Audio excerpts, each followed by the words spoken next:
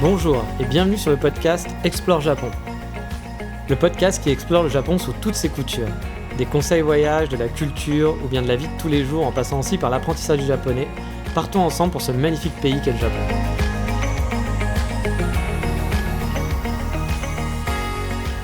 Bonjour à tous. Aujourd'hui dans cet épisode, on va parler voyage et plus particulièrement conseils voyage. On va parler du Pocket Wi-Fi. Car avoir internet partout avec vous quand vous partez dans un pays étranger, dans une langue en plus qui peut être assez compliquée à comprendre, c'est vraiment pas un luxe. Et justement, au Japon, il y a un super système pour avoir internet tout le temps. Ça s'appelle le Pocket Wi-Fi. Alors concrètement, c'est quoi ? C'est un petit boîtier qui tient habituellement au moins une journée en batterie, voire plus suivant les modèles, et qui fait la taille d'un petit téléphone, qu'on peut mettre donc facilement dans sa poche ou dans son sac sans trop s'encombrer. Alors on appelle ça Pocket Wi-Fi, mais c'est souvent finalement de la 4G derrière. Mais ça marche comme un Wi-Fi. Suivant les modèles que vous choisirez, vous aurez de l'illimité en data, ou non, et une connexion plus ou moins puissante, et la possibilité de brancher plusieurs appareils dessus. Personnellement, mon conseil principal, c'est de prendre un modèle avec une data illimitée, histoire d'avoir un certain confort et de ne pas avoir de stress pendant le voyage. Surtout si vous utilisez les réseaux sociaux type Instagram ou autres, on peut vite manger son forfait en publiant des stories ou en consultant régulièrement les stories des autres. On s'en rend pas compte, mais tous ces petites apps consomment énormément de data. Et du coup, ça serait dommage d'avoir pris un forfait qui n'est pas illimité et de se retrouver au bout de quelques jours à avoir payé un abonnement avec du coup une connexion qui sera très très limitée et quasiment inutilisable. Donc sauf si vous voulez utiliser le Pocket Wi-Fi uniquement pour consulter par exemple du Google Maps, quasiment faire que ça. Là, vous pouvez du coup réduire les frais. Mais si vous êtes du genre à pas vouloir vous prendre la tête et consommer Internet assez facilement et les réseaux sociaux, je vous conseille vraiment de prendre du data illimité. Un autre avantage du Pocket Wi-Fi, c'est de pouvoir brancher plusieurs appareils dessus. Ça, c'est vraiment pratique.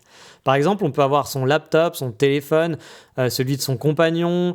Voilà, avoir énormément d'appareils, jusqu'à 10 souvent, c'est la limite, qui peut être branché simultanément. Et ça, c'est un petit peu l'avantage par rapport à prendre une carte 4G par exemple. La carte 4G, on va la mettre dans un appareil et soit on va se passer le téléphone, soit il faudra faire du partage de connexion. Ça va manger de la batterie de votre téléphone à vous. C'est pas ce qu'il y a de plus simple. Avec le Pocket Wi-Fi, c'est très très simple et il n'y a aucun souci. Vous pouvez avoir tous les appareils appareils en même temps sur le même Pocket Wi-Fi et voilà, il n'y a pas de prise de tête à avoir. Personnellement, lors de mes 2 gros voyages, j'ai toujours eu des Pocket Wi-Fi. Et à vrai dire, j'en avais même un en vivant sur place. En fait, c'était pas exactement le même forfait que ceux que j'avais en voyage. Je n'avais pas de connexion fixe à la maison et juste un Pocket Wi-Fi illimité qui me servait aussi bien de connexion à la maison que de connexion dehors. Ça me coûtait moins cher que ceux qui sont proposés en voyage, mais j'avais dû m'abonner pendant 2 ans. Mais pour vous dire que le Pocket Wi-Fi, ça a été un vrai compagnon au Japon, que ça soit au voyage ou en vivant pendant 1 an sur place. Alors après, vous allez me dire, est-ce que ça marche ? Alors en voyage, j'ai jamais eu de problème. On capte vraiment partout. Même dans des coins super reculés, en forêt un petit peu perdus. Bon, il se peut parfois que ça capte pas du tout, voire pas très très bien. Mais franchement, c'est super rare. Ça m'est quasiment jamais arrivé. Et en plus, c'est assez simple à utiliser. Comment ça marche ? En fait, vous allez réserver ce Pocket Wi-Fi avant de partir à l'avance. Il y a différents tarifs, mais pour un modèle moyen de gamme, on va dire, en data illimitée, il faut compter dans les 4 € par jour environ. Alors ça fait tout de même un gros budget qui n'est pas négligeable. Si par exemple vous partez 1 mois, vous pouvez en avoir facilement pour 130 €, 140 €. Alors le prix peut être dégressif suivant le nombre de jours que vous l'utiliserez, mais ça reste tout de même une solution assez coûteuse. Cependant, 4 € par jour, pour moi, vu l'utilisation que j'en fais, c'est vraiment un outil indispensable. Car même si vous n'êtes pas très internet et réseaux sociaux, vous êtes en vacances, vous avez le droit de déconnecter, bien entendu. C'est même conseillé, on va dire. Mais c'est quand même super agréable de pouvoir avoir Google Maps partout ou bien utiliser l'application Hyperdia sans soucier de limitation de data ou autre. L'as pas compris. Alors oui, j'ai peut-être dit un gros mot pour vous, Hyperdia. Hyperdia, en fait, c'est une super application pour avoir les trajets de train, les prix.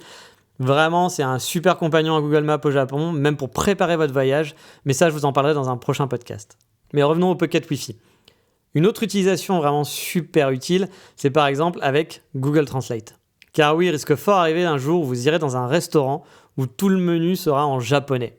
Et là, vous allez être un petit peu embêté. Et dans ce cas-là, Google Translate sera votre sauveur. Un petit coup de photo, hop, on passe dans Google Translate et le menu sera traduit. Et je peux vous dire que ça va vous éviter quelques sueurs froides. Sauf si vous aimez l'aventure et que vous aimez prendre au hasard. Là, du coup, vous en aurez peut-être pas besoin. Moi perso, bien sûr, à part l'utilisation, on va dire pour les réseaux sociaux et autres, le Pocket Wi-Fi, c'est surtout le gros avantage, c'est que j'ai pu me perdre dans les rues. J'ai pas besoin de préparer mon trajet sur place. Je peux bifurquer dans n'importe quelle rue, me balader partout et me retrouver facilement dès que j'ai envie. Voilà, si j'ai envie de rentrer, je suis complètement perdu dans des petites ruelles en banlieue de Tokyo, c'est pas grave. Avec le Pocket Wi-Fi, j'ai Internet et via Google Maps, hop, je peux trouver comment rentrer facilement chez moi.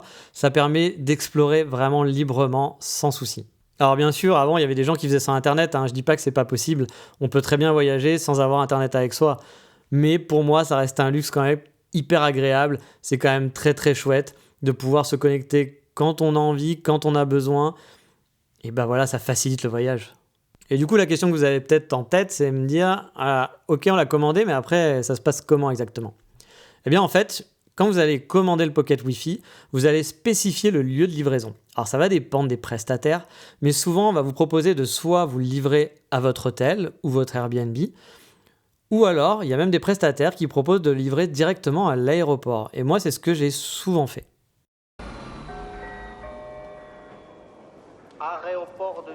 Aéroport de Nice, 2 minutes d'arrêt. Et en fait, quand je dis souvent, c'est tout le temps.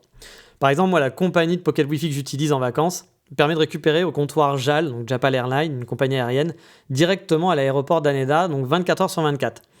Donc dès la sortie de l'avion, j'ai juste à montrer mon passeport et le petit reçu que j'avais sur internet dans le mail quand j'ai commandé mon Pocket Wi-Fi.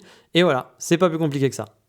Et du coup, à peine sorti de l'avion, vous avez le Wi-Fi avec vous, pas d'inquiétude, vous pourrez retrouver votre chemin quoi qu'il arrive. Alors là aussi, attention, j'ai un petit conseil à vous donner, parce que j'ai eu 2 expériences différentes. Lors de mon dernier voyage, par exemple, mon Pocket Wi-Fi était déjà chargé. J'ai donc pu l'utiliser dès l'aéroport. Mais lors de mon tout premier voyage, là, j'ai eu une super surprise, c'est que j'avais pas prévu, je dois l'avouer. Le Pocket Wi-Fi n'était pas chargé. Du coup, ça a été un petit peu compliqué pour trouver ma ligne de train. Bon, ça va, je m'en suis sorti, hein.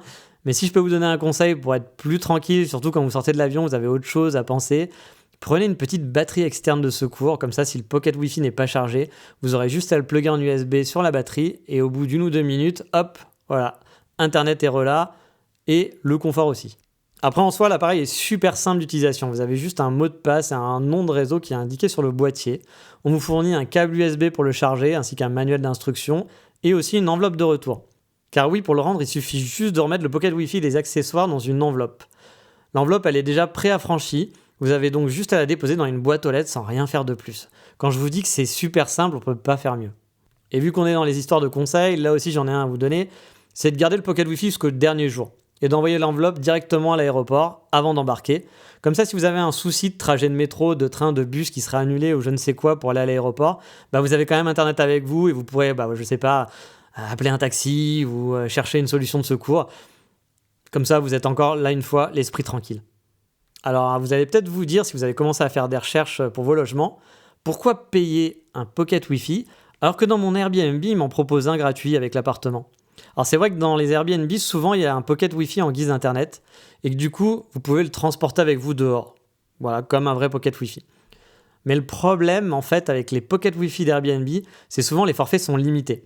Les propriétaires prennent le plus basique au niveau du forfait.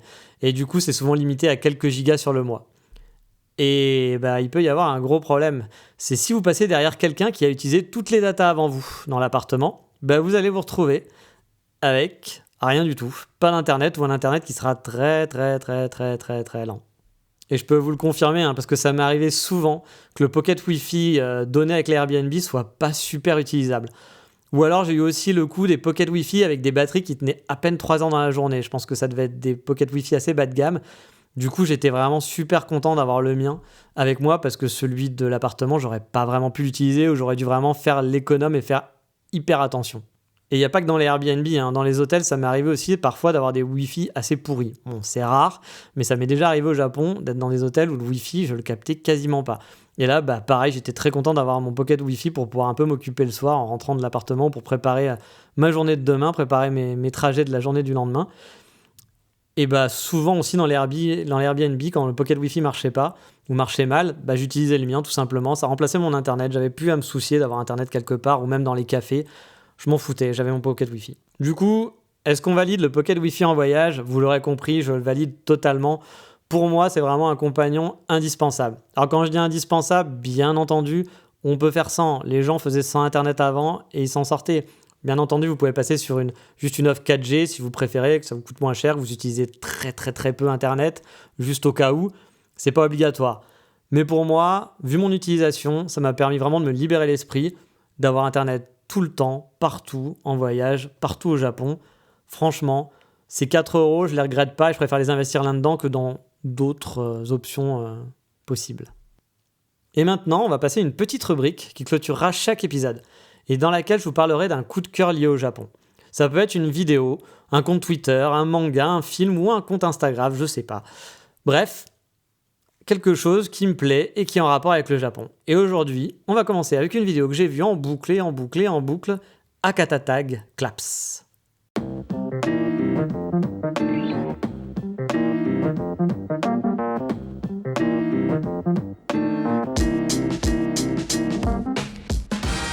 Alors ouais, le nom est pas super facile à prononcer. C'est une vidéo que vous pourrez trouver sur YouTube, mais j'ai mis le lien dans la description de l'épisode, ou alors vous pourrez aussi la voir directement dans l'article lié à l'épisode sur le site Explore Japon, donc le site du podcast. C'est une vidéo qui est un peu hipster, voire beaucoup même, mais elle est super bien faite au niveau du montage. Et ça présente la vie à Fukuoka. Akata, c'est le nom de la gare principale de Fukuoka, mais c'est aussi le nom de la ville avant qui avait fusionné pour devenir Fukuoka. Dans cette vidéo, on voit la vie qu'avait un étranger dans cette charmante ville du Japon. Moi, j'aime beaucoup cette ville. Et il nous présente les coins, les shops, les restaurants qu'il aimait et tout en musique. Donc, il n'y a pas d'explication, c'est plus comme une clip vidéo, mais le montage est dynamique et c'est franchement super bien fait.